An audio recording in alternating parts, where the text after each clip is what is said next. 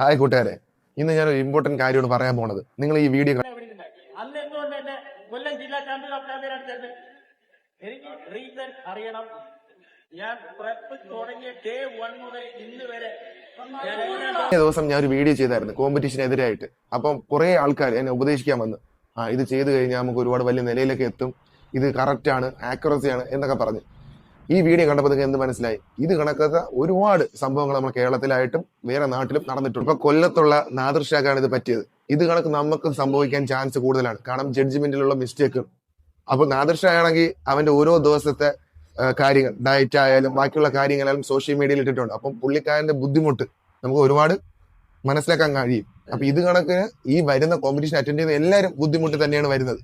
അപ്പൊ നിങ്ങൾ മനസ്സിലാക്കണം, ഇത്രയും ബുദ്ധിമുട്ടി നിങ്ങൾ ഈ സ്റ്റേജിൽ പോയി ഇറങ്ങുമ്പോൾ നിങ്ങൾ ജഡ്ജ്മെന്റ് കറക്റ്റ് അല്ല, പിന്നെ എന്താണ് ഉപയോഗം? കാര്യം, ഞാൻ കോമ്പറ്റീഷന് ഫുൾ എതിരല്ല. കോമ്പറ്റീഷൻ ചെയ്യുന്നതിലും നമുക്ക് കാര്യം കിട്ടുന്ന ജഡ്ജ്മെന്റിലും കിട്ടുന്ന സർട്ടിഫിക്കറ്റിലും വാല്യൂ കൊണ്ടുവരണം. കാരണം ഇനി ഫ്യൂച്ചറിലുള്ള കുട്ടികൾ കഷ്ടപ്പെട്ട് ഇറങ്ങുമ്പോൾ അവർക്ക് ആ സർട്ടിഫിക്കറ്റിലുള്ള വാല്യൂ വേണം. നിങ്ങൾ എല്ലാം മനസ്സിലാക്കി മുന്നേറുക. Thank you so much.